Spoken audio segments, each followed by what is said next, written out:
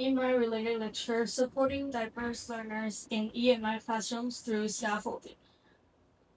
To begin, let us invite Professor Zheng Gao, our Head of Professional Development Division of the Office of Bilingual Education Initiatives, to give the opening remarks and introduce our speaker. Okay, thank you. And thank you again for attending this EMI lecture. And today it's our honor to invite Su-Ling Huang to give a talk about supporting diverse learners in EMI classrooms through scaffolding. And Su-Ling got her degree from Manbury College in Vermont, US. And her specialty is teaching Chinese as second language and also EMI stuff. So she has a lot of experience in teaching K-12 student and also college student about the EMI stuff. So I think today we will listen a lecture and she remind us there will be a workshop. So we're gonna have some activity going on. I think scaffolding is very important. I also apply scaffolding in my class, but I found a problem because I got complaint later from some students. Some students said your scaffold is very helpful, but some students said, "Oh my God, your scaffold is so easy. There's nothing." And so it's apparently for faculty, you cannot just using one single scaffold for the whole class because every student is unique. So today is our honor to invite Su-Ling to give us a trick. How can we have design the scaffold for diverse learner? So let's give a round of applause to Su-Ling.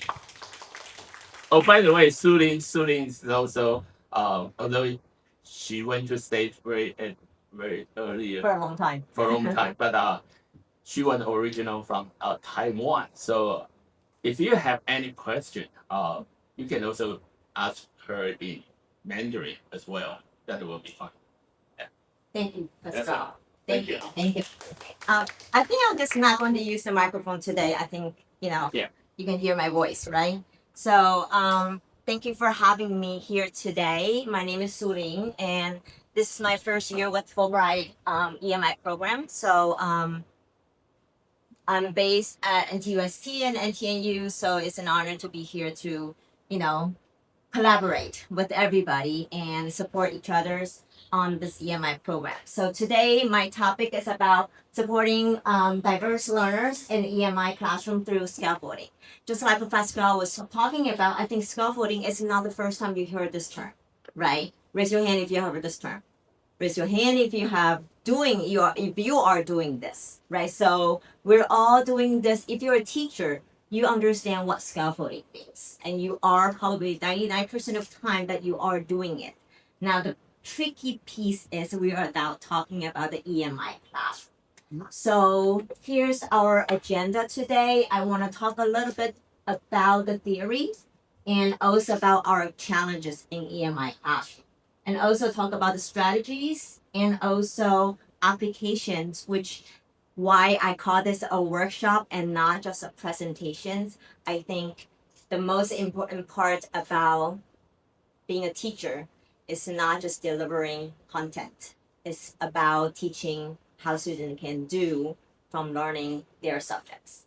And then we are hoping that we can have some takeaway and reflection after today's workshop. So the biggest questions that I would like to ask you is, what is your biggest EMI challenge? So if you can, just scan the code, and if you can just type in what is your biggest EMI challenge in your classroom, whether you're a student, when you are sitting in an EMI classroom, what is your biggest challenge? If you're a professor, you're a teacher, what is your biggest EMI challenge when you are working in an EMI classroom? And it can be very simple, as it is very difficult to speak English in my classroom. Or it can be, it's just not my first language. Or my classmates and my English level is not the same. Anything can be. All right, so I can see some people say students afraid to speak English. I'm not confident in speaking English. You can give me words, you can give me sentences. It doesn't have to be a full sentence. Can I express fully in English, poor English? Students translating for each other can be distracting. It's very difficult to encourage students to discuss or answer questions in English. Some students will correct my grammar, switch back to their first language in between sentences, a different level of English capacity, listening well. Preparing course in English is another story. It is. It's very, very different. Culture. We're living in a very diverse place now. We're facing students not only from Taiwan, we're also facing students from different countries, speaking different languages, have different cultural backgrounds. All of those are EMI challenges right now that we are facing in Taiwan when we are promoting the EMI program to encourage students to speak English. Time control, very important. Ability to motivate learners to use English to contribute to classroom discussions. Great. So I'm going to give 1 more minute if you are still typing out your answer. You can also type in Chinese if you want. Make others understand what I intend to transfer my words correctly. Great. You can find easy English to express difficult concepts. Excellent. So, right now I'm going back to my slides. So, as you can see from all of our answers, that we are facing different questions. We're facing different challenges. I saw the words about confidence. Now, we're not just talking about is my English good enough, right? We're talking about a confidence that's something that is internally that embedded there. Maybe it's from their English level, maybe it's because of their personality. That can be very difficult when you have to deliver your thoughts in a different language. Huge, right? Some professor I saw, students might correct my grammar. That is very tricky, right? You are here teaching your course in your content, and you have a student who's correcting your grammar, right? You have students not sure about their level of speaking, right? They are sitting there, they understand everything that you're trying to say, but they can read their text in Chinese, but they just cannot deliver their words in English. So a lot of us, and we're all teachers here, we're all students here, that we know a lot of theories. You probably have tons of workshop or presentation that people just throw out theory to you. But what I care the most actually is the applications. When we are into a classroom, it's all about applications. It's never about theory. Yes, it's about theory, but how do you go from theory and to application? That is actually the most important parts, right? We want students to be able to walk out of the classroom, deliver whatever we taught them, teach them in the classroom. So, who are diverse learners in our EMI classroom? So, anybody wanna volunteer for one answer? You can. The great part of today is if you're speaking English, give me English. If you speak Chinese, give me Chinese. I can work either way. So, what is a diverse students in your mind? What does that mean? Diversity, diverse. Anybody want to give me one answer? Yes. Want to give me one? Just one. I think that's the international student when come to another country to take the master or bachelor's or etc. Yes. They have the actor choice the EMI classroom. Excellent. So we do have diverse students that come from different countries. That's a diverse part, right? They are coming here. They are international students. They are exchange students. Their first language is not Chinese. They are sitting in your classroom taking EMI class, right? That is a diversity. So we have academic diversity in Taiwan, from high school to college. That is a big jump. Students take national exam. So we are facing academic diversity. What does that mean? Means students are on a very different level when they are sitting in the same classroom, right? They might be really good at this subject, but they're really bad at the other. That's academic diversity. The other one, linguistic diversity. Monica was talking about linguistic diversity. We're all speaking different languages here, right? Linguistic diversity is truly important in an EMI classroom. We're facing that in a very, very crucial moment. Next one is learning preference. You have students learn differently. I want to debunk one theory though. A lot of people will talk about, oh, I'm much more of a visual learner, or I'm an audio learner.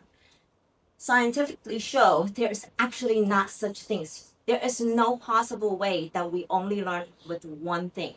So we are a human being, our brain actually functions, need to have all parts work together. So when we have a visual on the board, that is not just for our visual learner, that is actually helping every single person. When we have showing a video or audio, it's not just for our audio students. So this is a very important part for us to remember. Another one, just like Monica was talking about, coming from linguistic diversity, we're also facing about the cultural diversity. We're sitting in a very international room right now already. I can see a lot of people coming from different backgrounds, right? And we have different cultural background, different cultural diversity. So all those parts, next one. Sorry, I forgot one. The confidence diversity, the levels. Earlier, one of the challenges that I saw, I am not confident speaking English in public or in a classroom. That is a huge one. You might facing students understand fully about what you are trying to deliver in the classroom, but they just don't have the confidence to speak. And this might be for professors. This might be for students. Okay? So all those are diverse learners in our EMI classroom. Just like Professor Gao was talking about earlier. There is no one way to scaffold. If you're facing that many different types of diversity, how do you scaffold in one classroom within 1 hour? That's a huge challenge, right? So today, in the theory, I want to talk about is a zone of proximal development.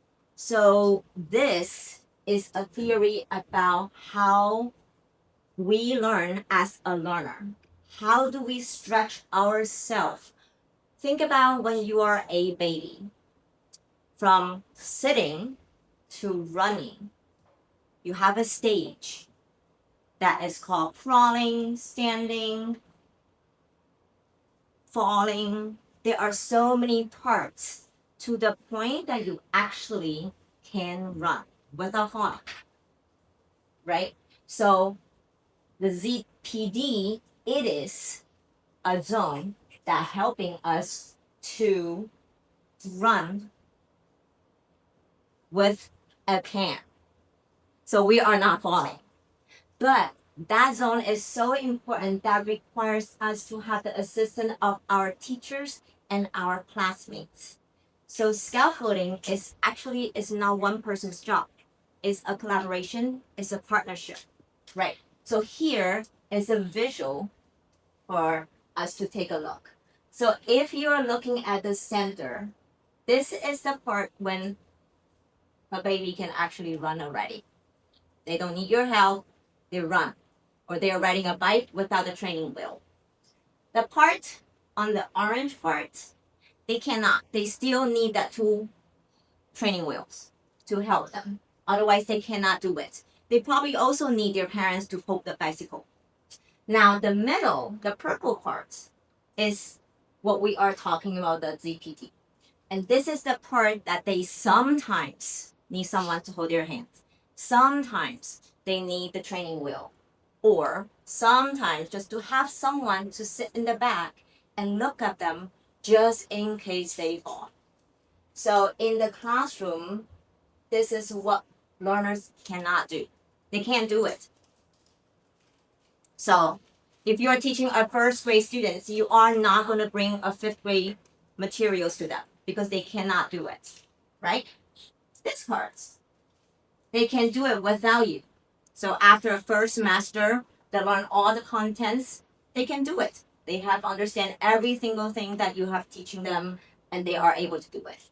Now, in the middle is they can do it, but need your help. Now, why is this zone is so important? Because if you are talking about a comfort zone is for us to sit there feeling like, I can just keep watching it without thinking. If I change my language right now to Chinese, how many of you are gonna feel like you're in a comfort zone? Yes.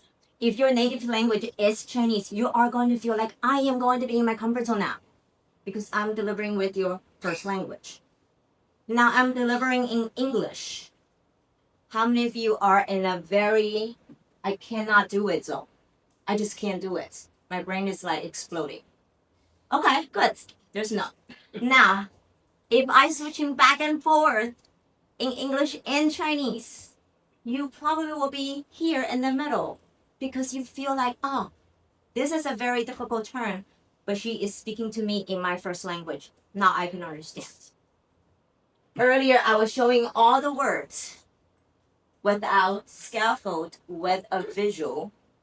Some of you might feel like you're in a very panic zone, what we call panic zone. You're just panicking because you have to read a lot of words.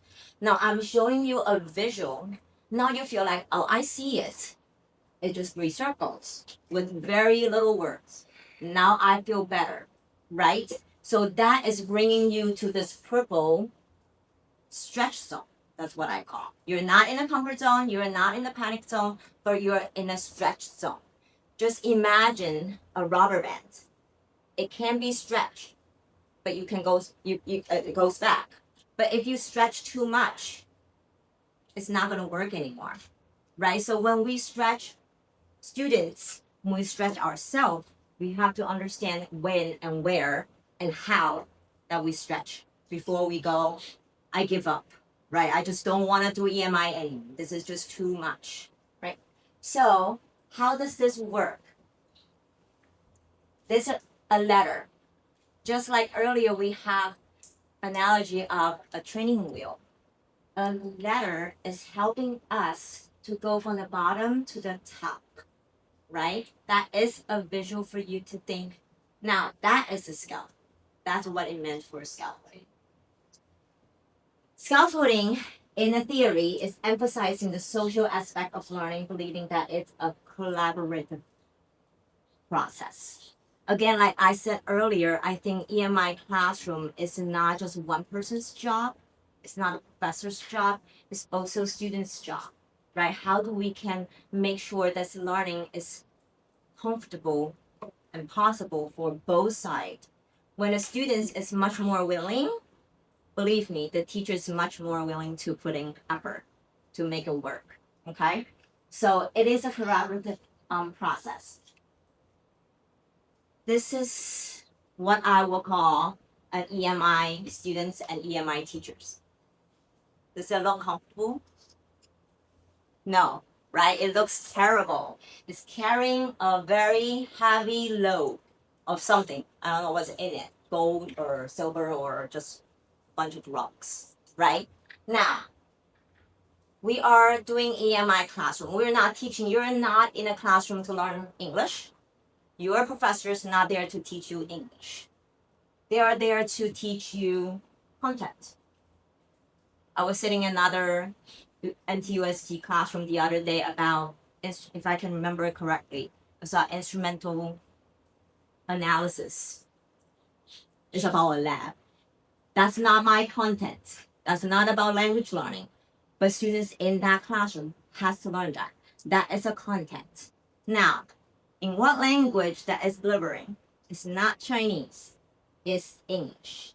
Now, when we were talking about earlier about diversity, when you do content learning in a classroom, you are already facing academic diversity because you have strong students, you have weak students, you have most of students is sitting in the middle. That big range of students, right? So you are already facing academic diversity. You are also facing the learning process preferences. You have students are able to just go home, chew up the entire book before they come to classroom. You have students just go home no matter how many times they read. Same thing, right? So imagine you are teaching content only and you are already facing two diversity issues and challenges. Now you're adding a language. Now you're adding on the linguistic diversity part. Now I'm just showing you this visual to see how heavy that load is, right? So you are also facing about adding all that up. You have confidence. Some students, they are just comfortable speaking another language. It doesn't matter how much they know. They can just blab it out. Some, they know so much, but no matter how much you push them, they just cannot speak in a different language, right? So that is a whole different issue. We are in Taiwan. We have cultural diversity. So all the side of the slide is showing you how heavy that load is. So it is very important that we understand before we even talking about the strategy and applications, knowing that it is a big challenge that we are facing. So I kudos to you that you are doing, whether you are a student or a professor, that you are doing a lot. So really, like, when you go home, you should feel like, I am doing such a great job, right? Not saying, I just cannot do this, because not everybody can do this. We're all in the learning process of figuring out how to make this work. So just like what I was saying earlier, you and students are juggling both subject knowledge and English proficiency. This is a very important part to remember, that this is what we are talking about and why we are talking about this. It's a straight road to same thing, right? Point A to point B. What would that be a difference if I don't have the stretch zone? The content may fall into a frustration zone. Students just stop. I give up. This is my white flag. I'm done. If you do it well, students can be stretched. They still get to the same place, but the process is very different, right? The journey is very different, okay? Now here's another visual. You have your research article on the top. Here's a prize, students. Go and get it. I cannot get it. Like if you put, like I'm short, right? Every single time when I go to like a shop, if it's a top shelf, I just can't get it. I have to ask for some help. Can you help me so I can get the top shelf? This is how I feel at that moment, right? Your students is looking at your research table article and just yelling at you and say, Professor, I just can't do it. Or if you're a professor, you're looking at, oh my God, the EMI class, this is great, but I cannot get there. Now, I have the same thing. This time, I scaffold with a lot of different activity in the classroom. Now, students feel, now I can do it. Either it's through the vocab learning or guided questions or group discussions. Now I'm able to reach the part of the same goal. So it's the same thing. You are looking at the same journey, the same destination, but your journey is very different. Okay, so now scaffold can be very different. We are looking at, when you talk about scaffold, you are probably thinking about your classroom. How do I get my students to engage? How do I do my worksheets? How do I do my lot of activities in the classroom? Before that, we have to think about scaffold can be parts that you are doing without even stepping into your classroom. And that is a big picture here, the macro. We have macro, we have micro.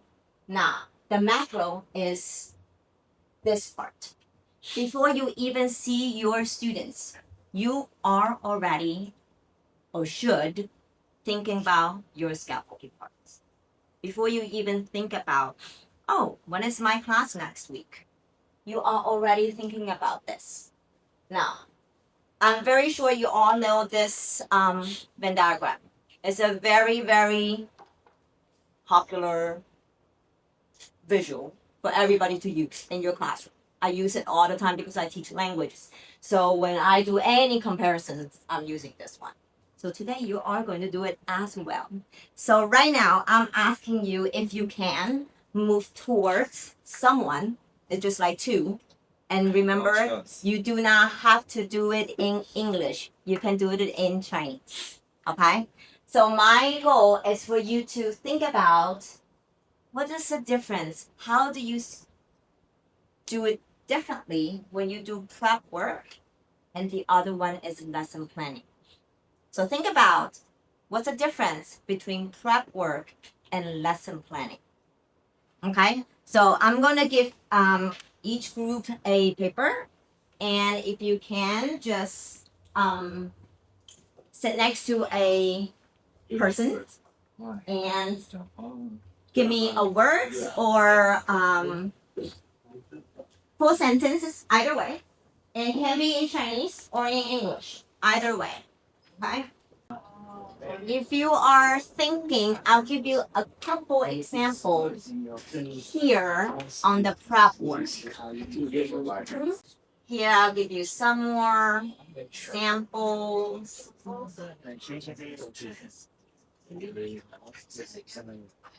If you're struggling here.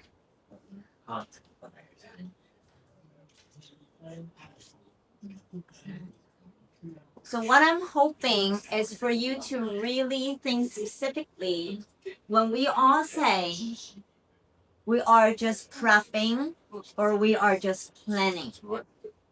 What do we do to justify what we say prepping and planning? If you have a beautiful slides done, is that prepping or planning? It can be both. But it depends on what you are going to do with it, right? And that's the purpose of, I hope that you realize at the moment where you are filling up this part. Some of you, I heard, prep work planning, isn't that the same thing? You will say, this is my prep schedule. This is I'm planning my work. What my point is, what are you doing with it? Within that block of time? Are you actually thinking, how am I going to squeeze every single thing into my slides with the beautiful PowerPoints and bullet points? Or am I actually thinking about, while I am doing that slide, I'm thinking about what is my students going to get out of that slide? Now that is actual thinking piece. If you're not thinking that, your students will be just sitting there staring at your beautiful slides. Do we really need Google Slides to teach? We don't. We don't have to. But if we are doing it, how are we doing it to make it effective? And how are we doing it so it benefits students to learn better? It benefits us to teach better, right? That is the important part about the micro scaffolding, right? If we are designing questions, are we just popping it out like one after the other? And students still say, anybody has a question? And there will be that silence right there, right? Nobody's answering and nobody's raising their hands, right? So a lot of those, yes, it is so similar, but it is so important for us to think about what is the difference and what can we do to make sure it is not just starting from us, but it's center and the students. We know teacher center, we know student center so well. We see those terminology left and right. Every single textbook, every theory is telling you to design a student-centered lesson, right? If you're a teacher, not a first day teacher, you have heard of that word. But how do we do it? How we do from just prepping work to really thinking about planning work, right? I can make sure my slides has example for students to do, right? To look at. I can make sure that students are looking at the case studies. I can make sure that I not just choose the contents, but I am make sure that students can understand the example that they are able to relate. I can design the worksheets and the slides, right?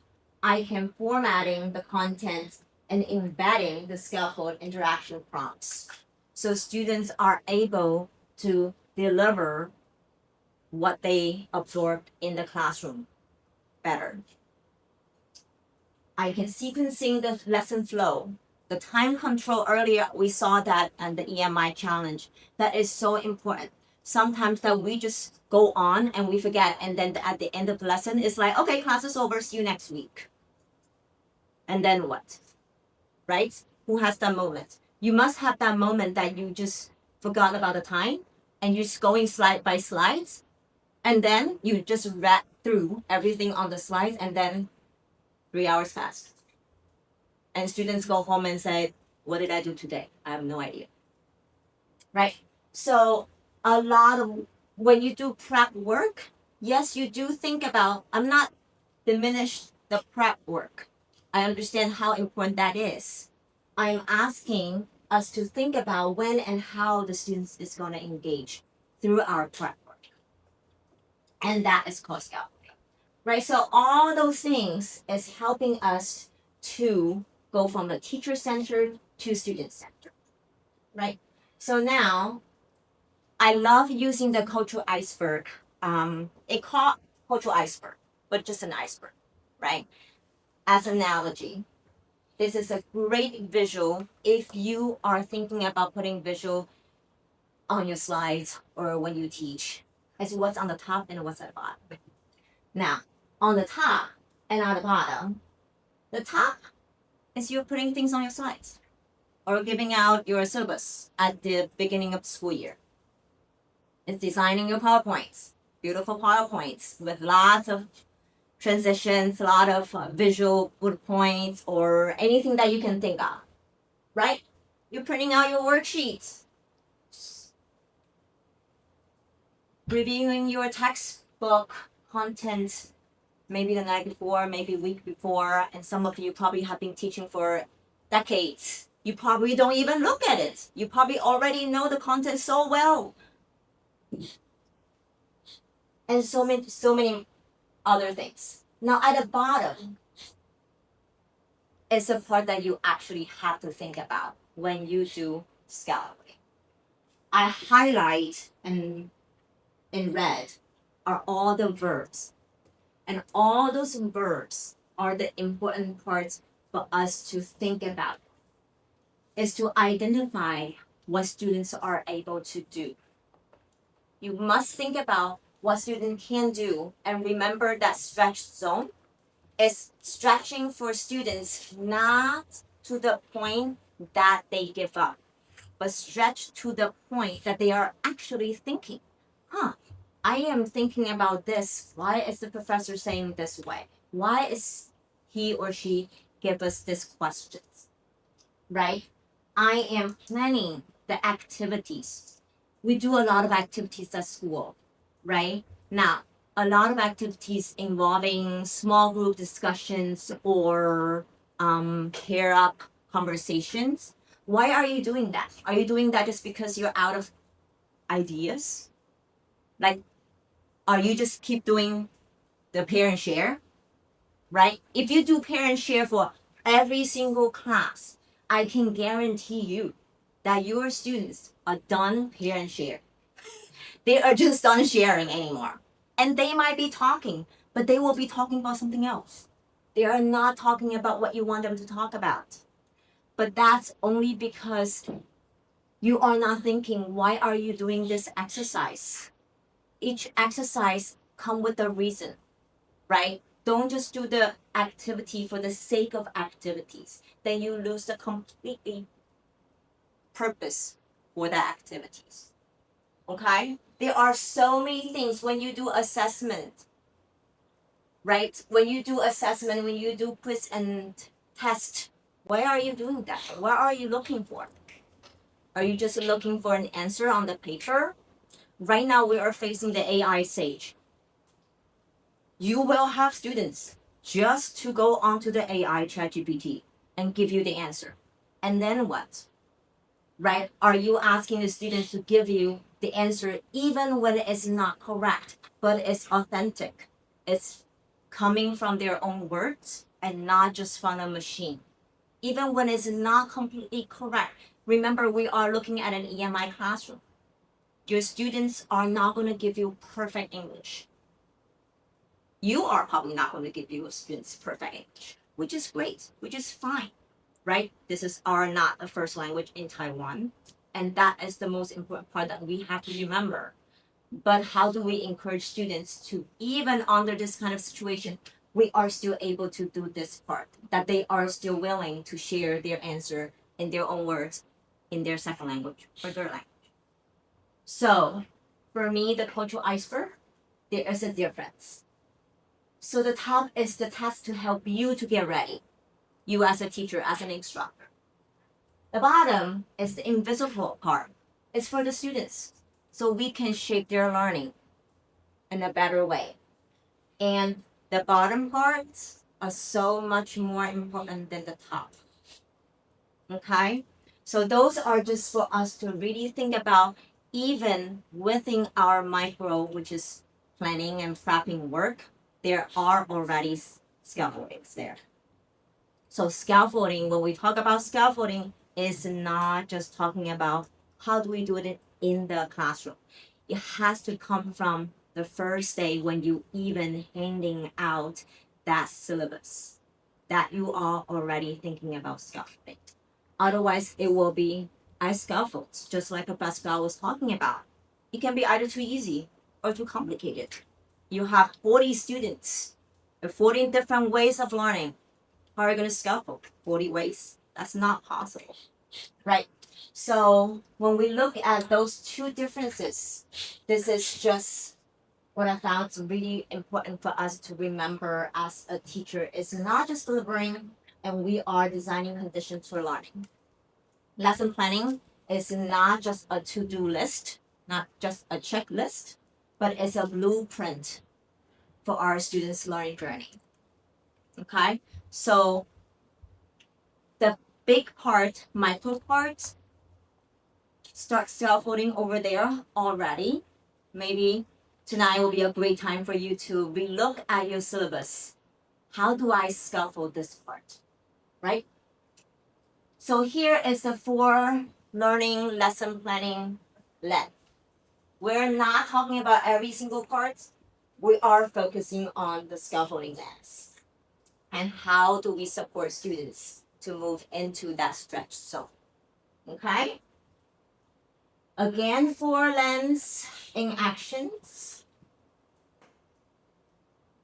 Here is the scaffolds for our diverse learner. Again, you think about what you are supporting. Which part are you supporting? Are you supporting their learning goals? How about students who struggle? What do they struggle? When you walk into your classroom, do you know your student well enough to know this student is going to struggle if I deliver something this way? This group of students, I was sitting in another classroom the other day. Half of the class is international students, half of the class is Taiwanese students. I know they are facing one very big issues in their class, language diversity. Because half of a classroom, that probably is the first moment that they have to open their mouth speaking English for 50 minutes, and that's it. The other half, They've been speaking English all day long. So how do you support those two groups of students at that moment within half hour? Are you give them the same support? You're not going to get the same result, for sure, right? So those are so important for us to think about on how to support our diverse learner in our classroom. Now, I'm not going to ask the questions that, do you have any questions? Because I know the answer is going to be no, right? So how many of you have asked those kind of questions? Do you have any questions? Raise your hand if you have questions, especially in Taiwan. Nobody's going to give you answer. Nobody's going to give you questions. Everybody's like that silence, and all of a sudden, when you're looking at the students looking at your slides, their head goes down. No question, no question, right? So think about the questions that you are asking. Do you have questions? That really is not a question because nobody's going to give you that answer, right? Here, back to that stretch zones, we are really looking at students to how can we support them to go into that proposed zone, okay? Here are some of the 4 lens in actions. Again, like I said earlier, we are not talking about learning goals. We're not talking about interactions nor student barriers. We are really looking at the scaffold. This part is what we are focusing. And for the next parts, we are going to look at some activities that I found that we can get into the micro parts. Now we are going to the classroom now. We're going from outside the classroom, now we're getting into the classroom. Right? We are going into the classroom now to look at how are we going to support our students. So I'm going to show you a couple of videos. I'm not going to show you the questions.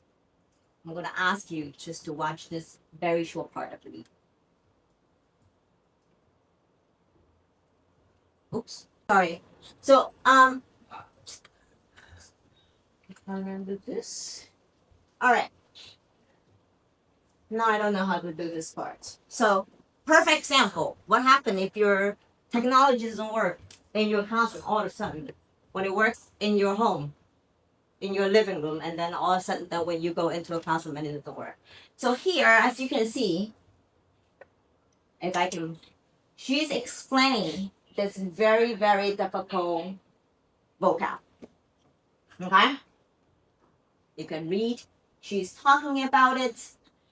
She is using a definition of that vocabulary to explain what that word means. Now, I can ask you this question now. What did you see and what did you hear? Now, if you can see, what did you see? I can ask you, what did you see? You did not see a bunch of pictures, right? You did not see a bunch of pictures. You see a word, right? What do you think she might say at that moment? I'm going to ask you that. And I need some volunteer for this one because I cannot have she mute and also we mute here. So I'll be muting all the time, right? What do you think that she was saying? She tried to explain that word. She was trying to explain that word. Do you think that she is trying to explain that word in a very complex vocab? No, probably not. Most likely is not.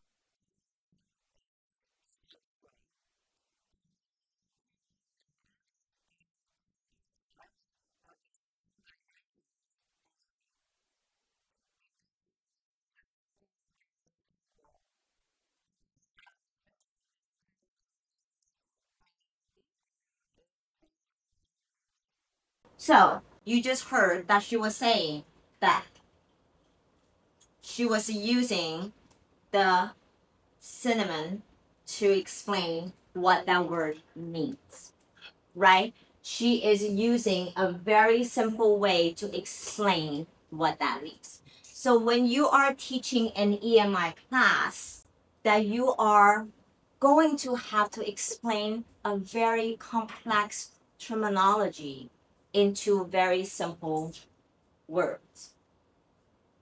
So your students who struggle the linguistic diversity, remember that big part? That they can understand what you are saying. If you are continue saying hungry, and they just don't know what that means, after 15 minutes, believe me, they are not going to understand what that means. So you have to do the part. How do I explain words that is so complex so my students actually can understand that, right? So that is a very, very important piece. Now, there's another part. This part you should be able to. She's explaining the same words again. Now, I'm going to ask you, what are you seeing? And look at her body language.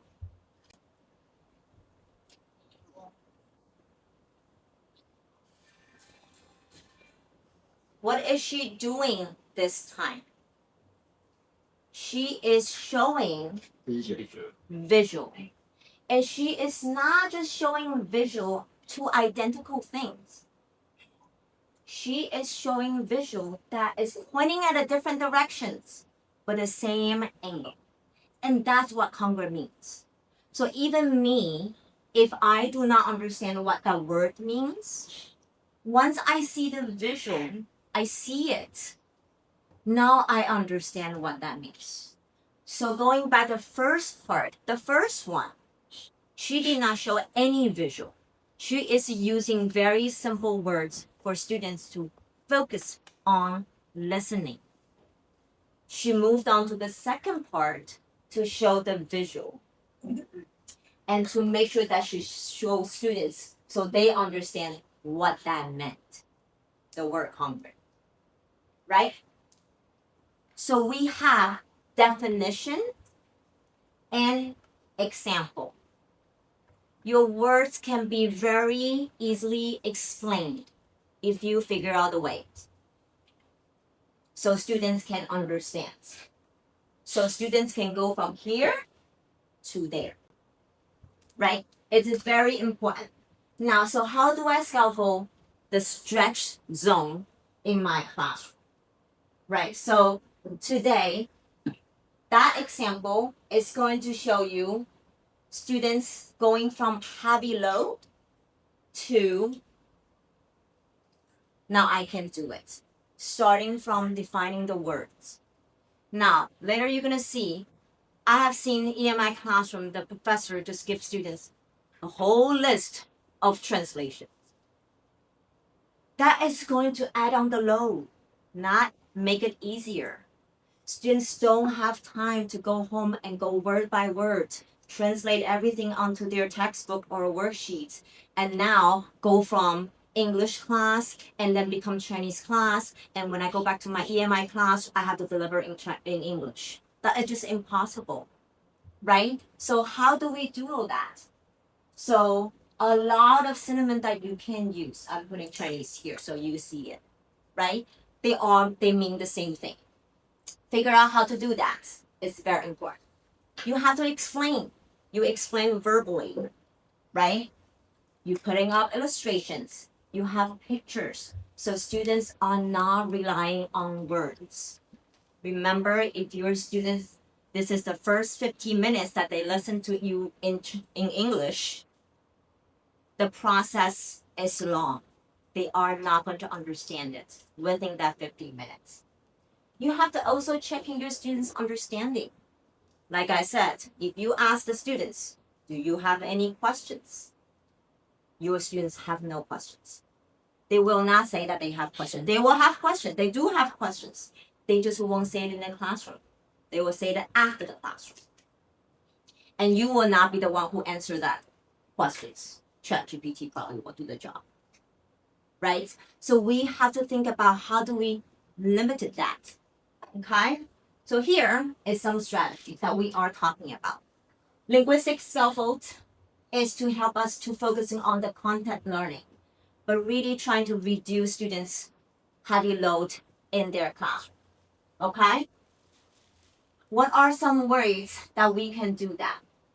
We can put words that if we see students are having a hard time understand English, you can put Chinese there. you can put it there. And I always encourage professors to do that. So your students are not looking at a PowerPoint, have no clue what is happening. Okay, it is very important. So students, we are at a higher ed. It is important that students walk out of higher ed and have the content knowledge. And remember, this is not an English competition. The other day I had a conversation with the professor. The professor was so worried about her English. And she felt that was becoming a English competition. This is not an English competition. This is not an English proficiency test. So English is just a medium for us to deliver the content. It is very important to remember that. What else can we do? We can give some students some sentence starters. Some of students will need that to help them to start a sentence. So they are not giving you just words, right? You can give them a guided note. So they can, if you are a professor requires your students to do a lot of writing, you can give them some guided prompts so they can complete their summaries in their classroom, whether it's in the classroom or after classroom, right? You can also give them some gloss reading with opinion task. Again, the question that you ask is crucial in your classroom. A yes/no questions, I'm working on another presentation. It's about asking questions. Most of the questions that we ask is always yes/no questions in our classroom, 60 to 80%. When you ask a yes/no questions, then your answers stop at yes and no. Do you have questions? Yes, I do. No, I don't. It stops. Full stop. No more. You will have asked a lot of questions to fill up your 15 minutes class. Imagine your 3 hours class, right? So what kind of questions are you providing so your students are able to go from yes and no to sharing with their opinion? Even if they disagree, you must ask at least a why type of questions. Why do you agree with that? Why do you support? What kind of evidence can you support your answer? Give me one example. And give me one example is just not enough. Give me a visual of example, right? So the goal is for students not knowing, just using the word. They are also communicating with what they know. We don't want an EMI classroom just full of beautiful slides in English, full of worksheet in English, or student delivery you a perfect English that they copy from ChatGPT. That is not the purpose of an EMI classroom. If students are not able to stand there without looking at their worksheets and talk, then we are losing a lot of content knowledge there. Okay? Now, the cognitive scaffolds. This is a very big part for university professors because we are looking at a big load of content. You are teaching engineering, you are teaching chemistry, you are teaching subject that I cannot even pronounce, right? You are teaching something very specific. So the content is so important. Your students, again, come to NTUSTs not to learn English. They are coming here to learn the best of whatever you can deliver in your subject. Your expertise. You are the expert. So how do we do that? So students feel like I can do a very complex content, but with the possibility of go step by step. And this is require you to do it in that planning part, not just the syllabus. Here's a worksheet, or here is the textbook, right? This will require you to use checklist. Sometimes you're gonna have some visual of the graphs, the graphic organizer, to prepare students to compare a very difficult concept. Some strategies that you can use, and we're gonna work on some example as well. So you are going to have work example so students can see what it's about. right? You are going to have students to divide task into steps. That means that students have to explain it to you. I always say when a student can teach another peer, that means that they own the knowledge. If you are a professor who asks students to deliver content into small groups, make sure that you are not just always have one student say everything. You will always have a students who love talking. Now, we don't want that students to be the start of the class. You have to divide your classroom to different, so students can show their knowledge in a different way. You might have a students really good at research. You might have a students that are really good at writing. They might not good at talking, but they are good at writing, right? Can you divide that so students can shine from each corner and not just one type of students, okay? The graphic organizer is a very, very important part. You can have the concept maps or a table, right? When you think about congruence, what else do you think about? Can you give me example? Can you give me the words that related to that? Now, that can come from every angle. So students all of a sudden, oh my God, all I just thinking about is one vocab, but I already thinking about other things, right? No knowledge is connect just one thing, individual knowledge. Every single knowledge is linked to another one. Can also have the advanced organizer for predictions, right? So you can have students to think about after today, our lecture today, what else can you think about? Your students might be the best co-planner of your classroom. Don't underestimate your students' ability to do that. They can give you ideas. They know what they want to know. They know what they know and what they don't know. They can contribute, right? Our goal is just to follow logic, not just follow logic, but really articulate their thinking in English. Okay? So we are asking students not just standing there, holding their cheat sheet and reading off their slides or their whatever the note card that they have prepared. We're really thinking so this language can become a communicative skills and tools. Now this part is to help students to really learn about their learning. Again, like we were saying earlier about AI. I know a lot of people, a lot of professors are talking about AI. How do we enhance learning through AI?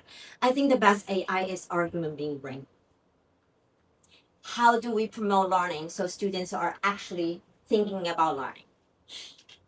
Right now, we are not just saying, come to the classroom to learn. We want students to think about learning all times because there are so many parts that they can learn outside of the classroom. The conversation that they can have, right? So the more that they own the learning, that they have much more confidence when it comes to learning. Their classmates is the big part. Make sure that you utilize them, right? And different modes. Are you just doing online or just doing in person? When you scaffolds, are you asking students to do work at home before they come to classroom? Are you just asking students to read a page? What do they do after that page of reading? Are you already preparing students' questions, prompting questions before they even step into the classroom? So you actually see either they read it or not, or you just send home a worksheet, right? You're asking some of the very low stakes reflection questions. Don't overwhelm your students, right? The idea is still unclear. What would you explain this to a friend? Pair them up. Explain a very complex ideas to another peers. So they feel like when I explain it to a professor, I might feel like very, very horrified. I just can't. But when they explain to their friends, they can use their language. And at that moment, you might want to open the floor to have them to explain it in their first language. to really ensure that they actually understand. Again, they are not coming to NTUST to learn English. They're coming here to learn the subject. Right? The feedback is very important. Before you leave this classroom, I know a lot of people talk about access ticket, right? We talk about and hear access ticket 24/7 by now. But what kind of access ticket are you asking? How are you going to ask students an access ticket, right? Are you going to ask them to show you what do they learn? Can they verbalize that before they leave the classroom? It is very, very important, right? Or you can even ask the students, what do you predict our next class will be? Bring a question to a classroom next time.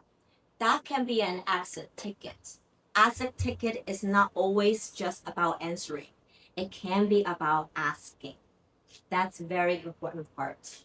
When you are able to ask a good questions, that's way more important than answering a good questions. So this is help us to develop awareness of how to express understanding and not just having it. Make sure that your students know how to ask good questions. Okay? The last part of the scaffolds is about socio-emotional, and this is a part that is us sitting in a room, whether it's at a workshop, at a conference, at a classroom learning. How we feel is so important. If you're sitting in a classroom not feeling part of it, you might not want to be there, right? You want students to feel safe, motivate, confidence. Those are all very, very important for students to be able to take the risk. You will have students just not willing to take risks in classroom. How do you motivate them? How do you motivate a student? I always say this to whether teachers, professor, principal, A students, they don't need you to teach them. They probably don't even need you to give them a syllabus. They can figure it out. But it's the B student and the C students are the students that you want to put a hands out there. They are the ones that who want you to be there. They want to feel safe and they want to be motivated so they can gain the confidence of learning. Okay? And how do we do that? There are so many ways that we can do that. When you walked in, you have a very good and easy warm-up connections. How do you do today? How are you? Those simple, easy questions in English will make your students feel so much at ease to begin with. Don't underestimate those very simple questions. Those are questions are the way that we build relationship. When my students come into my classroom, I ask them, how was the weekend? It was after the weekend, right? How was the weekend? Where did you go? What did you see? How's your mom? How's your siblings? What did you eat for lunch? Those simple questions that the more that you ask, the better your students gonna feel like, oh, my professor actually cares. And those questions, I'm very sure you can ask and your students can answer. So that already make them feel like, I can speak English. It's not that I can't, right? A visual progress letter. Show them what they can do. So many students really need you to show them that what they can do, not what they can't do.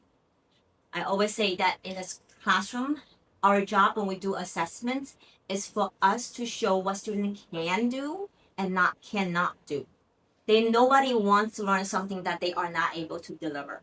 No one, including you and me, right? If they are able to show you that they can do something, they are going to be much more confident and motivated to do it every single time and come to your classroom full of confidence and want to learn. Remember, motivate someone, want to learn is so important than deliver that content. Because if they want, the content will be there. Same thing here, encouraging phrases. You're doing great. Please give me another example. High five. All those things are very simple, encouraging sentences. Say it often in your classroom, right? Last part is again, before you leave the classroom, ask them in Chinese. It's not a sin if you say something in Chinese in your EMI classroom.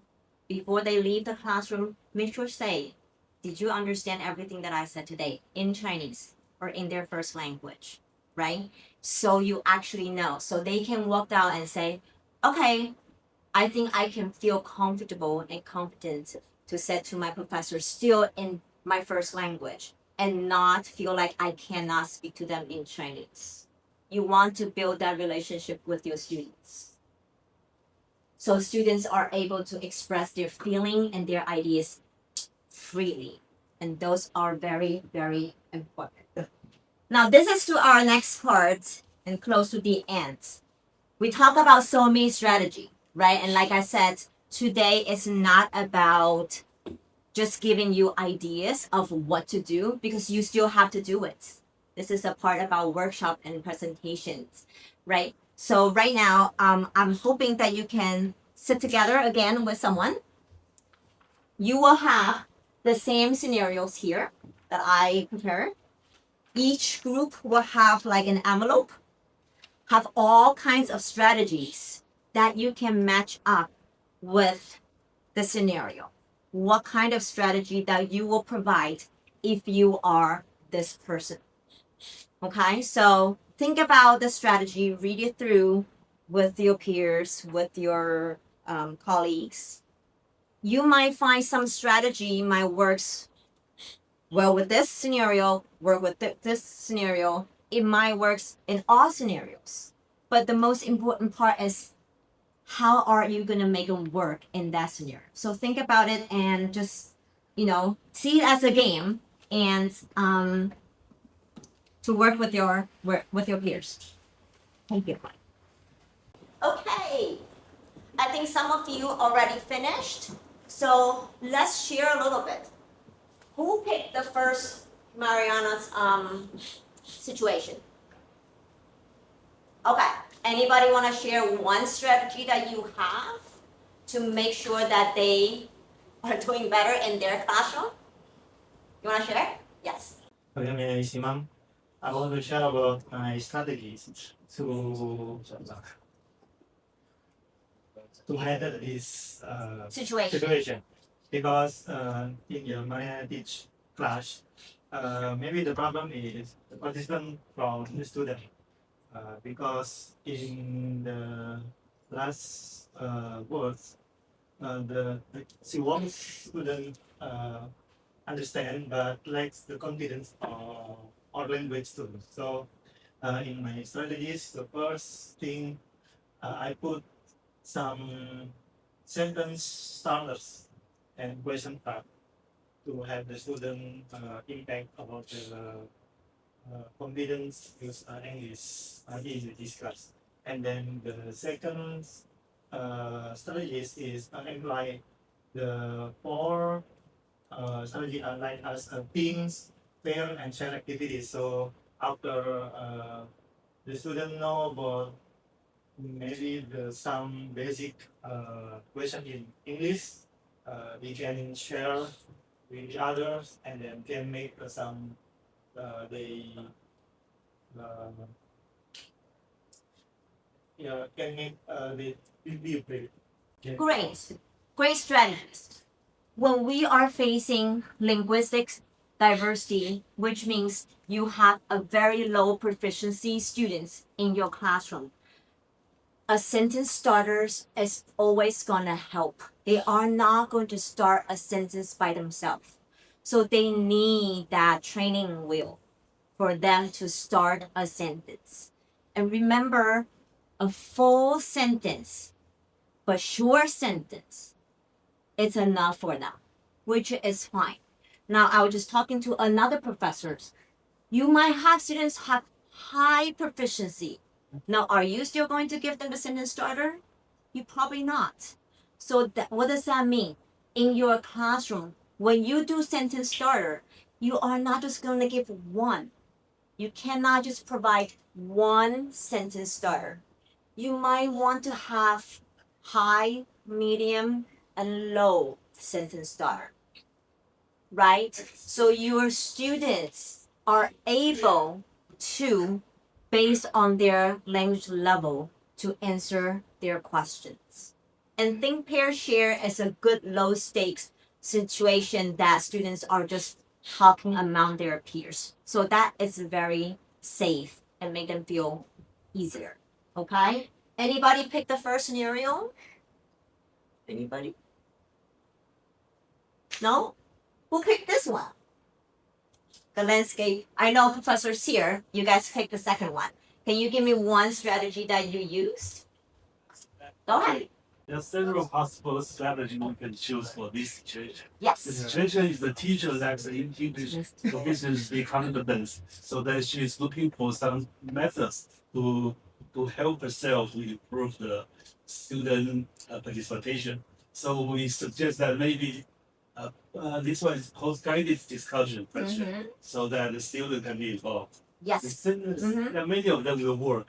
Sure. And I think it really depends on how you put this in action. So, but do you plan to read it then? No, you have it. So guided question is also a good one, right? When you want to put students in groups, you want to give them a good guided questions, right? And why are you giving that guided questions? Remember, when you put on questions out there, you should have a good idea of what you're expecting, right? What you are hoping your students to answer and what they might not answer, what trouble that they might facing, all those things that you have to predict what your students going to happen in your classroom.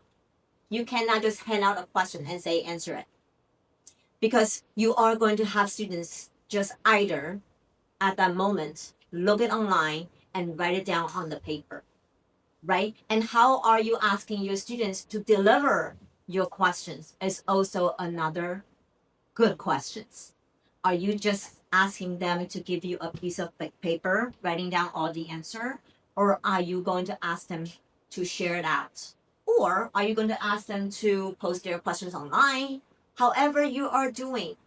But do me a favor, do it differently in a different situations. Don't just have one scenario all the time, because your students get comfort. Now they become in the comfort zone again. You are not stretching them, right? You want to stretch them so they are able to deliver language in a different way, not just in a written way, right? The third situation, anybody? I know one group was doing the teaching assistant here, right? So what kind of strategy did you give them? Go ahead. Yeah. Thank you. So in our scenario, because the teacher is giving feedback, and we have 4 solutions that we can do beforehand. So the first the 4 solution is more likely to be so the teacher will have to prepare some vocabulary and giving feedback instead of just using good job, but maybe you're awesome, well done. And so there's one solution is that incorporate regular formatted assessments with feedback. Yeah, and then and also prepare pre-lesson vocabulary list with key terms to prepare students for contents. So yeah, and this is the beforehand, so you can have more time. And the last one is during in the classroom. So teacher can just prepare some multimedia resources. So student can watch the video, and then they can answer or respond to the video. So the teacher wouldn't have to give more her perspective, because it's already provided inside the video. And so what teacher have to do is just make a connection between the video and then the student. Great job. Thank you so much. Now you might have a TA in your classroom. They are your TA for a reason, right? Now you are their role model. You are actually their mentors, right? How you praise your students, your TA is going to do the same thing, right? So when you are asking your TA to say more than just you are doing a great job, I want you to think about how can you also praise your students, right? What are you looking for? Why are they doing a great job? What is the evidence that they show that you say you are doing a great job? Maybe you want to say these students do certain things. The evidence of this study show or the evidence of their answer is saying so they are doing a great job. You don't want to just praise students for the sake of praising. You want to make sure that you are praising for what they do in your classroom, not just by showing up.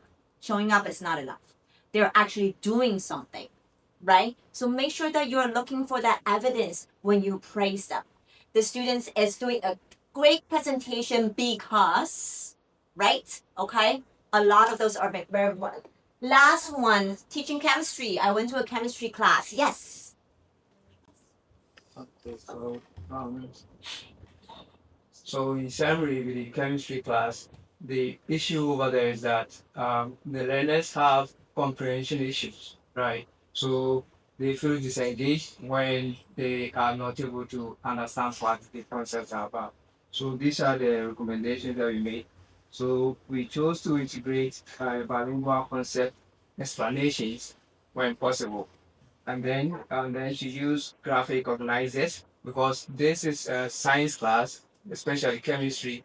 So learners don't just have to understand; they have to know what the concepts are about. If not, the end result could be suicidal, right? So then we employ think per share. So just as you mentioned earlier, the learners they learn best when they collaborate and learn from each other. And then we use frequent comprehension checks to identify and address confusions immediately if there's it. Great.